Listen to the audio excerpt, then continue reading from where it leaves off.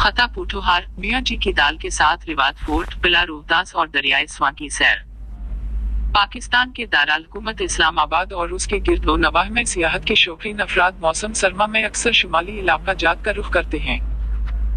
लेकिन अगर आपको सर्दी जरूरत से कुछ ज्यादा महसूस होती है और बर्फबारी के नज़ारे सिर्फ टीवी पर देखकर खुश हो सकते हैं, तो शुमाली इलाकों के बजाय जरा जुनूबी इलाकों का रुख कीजिए और खता पूठोहार का सफर करें। खता पूठोहार की तारीख की एक दिलचस्प पहचान सिकंदर आजम और पंजाब के जिला झेलम के इलाका के राजा पूरस के दरमियान 327 कब्ल मसीह में होने वाली लड़ाई है।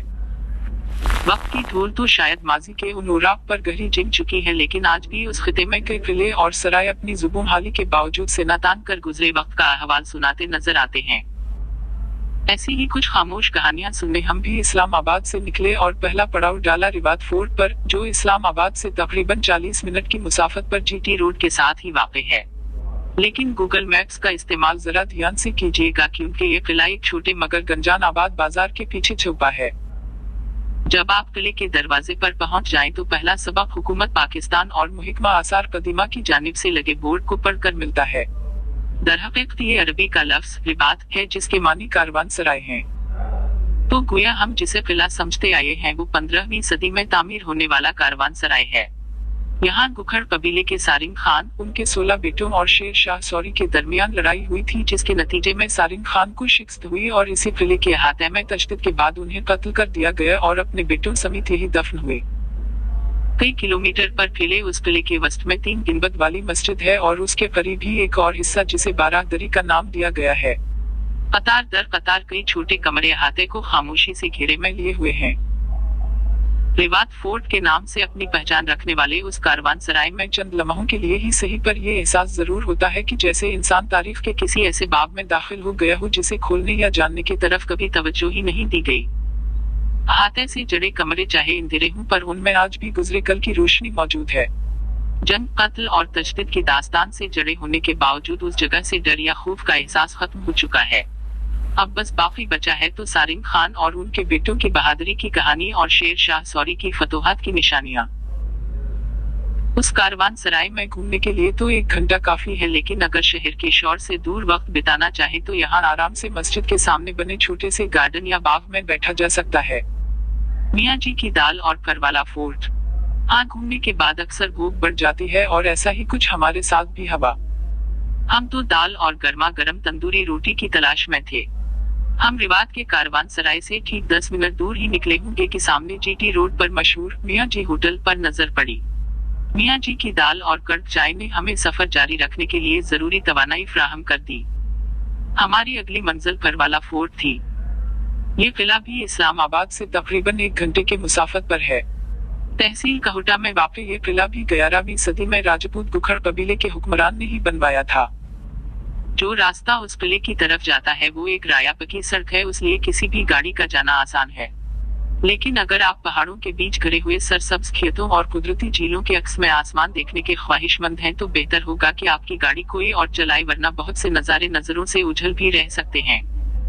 बिल खाती हिल की चढ़ाई करती उस सड़क पर कुछ दूर जाकर एक मोड़ आपको करवाला फोर्ट की तरफ ले जाता है। दूर से किले के 2 दरवाजे ऊंचाई से वहां आने वालों का इस्तकबाल करते हैं। हाथी गेट और लुश्किर गेट के आसार अब भी उनके करीब पहुंचने वालों को मायूस नहीं करते, बल्कि अपने रूप और दुबदबे के बावजूद खुशामदीद कहते हैं। दूर दूर तक खामोशी और नीचे दरियाए स्वां के पानी का शोर इंसान के अंदर खोई हुई किसी दुनिया का रास्ता खोल देता है। नीले आसमान तले बड़े पत्थरों से बने किले की इमारत और पानी में उसका अक्स कुदरत का वो मंजर है जो किसी को भी अपने सुहर में कैद करने के लिए काफी है।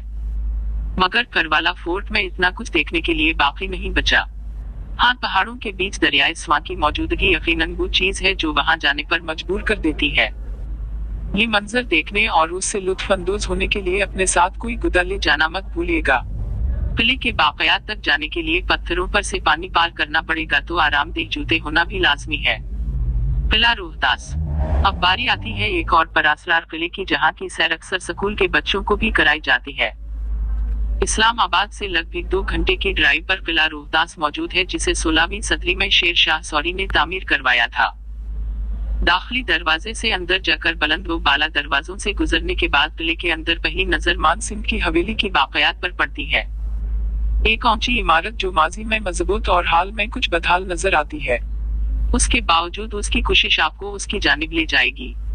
किला रोहतास किसी महावस की तरह चारों तरफ मध्यम गुलाबी रंगों के मजबूत पत्थरों से बने किले की फसील न सिर्फ कुछ घड़ियों के लिए तहफ्फ का एहसास दिलाती है बल्कि गुजरे कल की शान और शौकत का पता भी देती है। लेकिन यहाँ भी वही मसला है, हवेली के टेले पर चढ़ने के लिए कोई बाकायदा रास्ता नहीं है।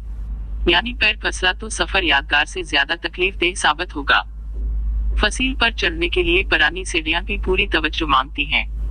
किले में पानी की बावली का हमने बहुत सुन रखा था, इसलिए उसकी तलाश भी खूब की, लेकिन किले के अंदर कोई भी गाइड करने वाला बोर्ड मौजूद नहीं। उसकी वजह से पूरे किले की सैर न चाहते हुए भी करनी पड़ सकती है। हाँ, अगर आप दाखिली दरवाजे से गाइड की खिदमत लेंगे तो शायद 12 दरवाजों की सैर बेहतर तरीके से कर सकेंगे। शाहजान वाला दरवाजा, सुहेल गेट, काबली दरवाजा और शाही मस्जिद ये किले के वो मकामात हैं जिन तक पहुंचने के लिए अंदर ही कई किलोमीटर पैदल सफर करना पड़ता है। पर जैसे जैसे आप उनके करीब होंगे उस किले को खुद पर हावी होता महसूस करेंगे। उस किले की खामोशी इसे मजीद परासरार बनाती है जो अंदर तक सराइत करने लगती है। किले की फसील पर चढ़कर उर्द गिर्द का पूरा इलाका देखना मत भूलिएगा।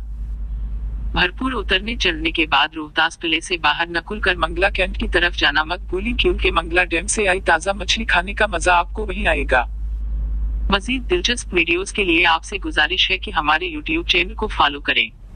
शुक्रिया।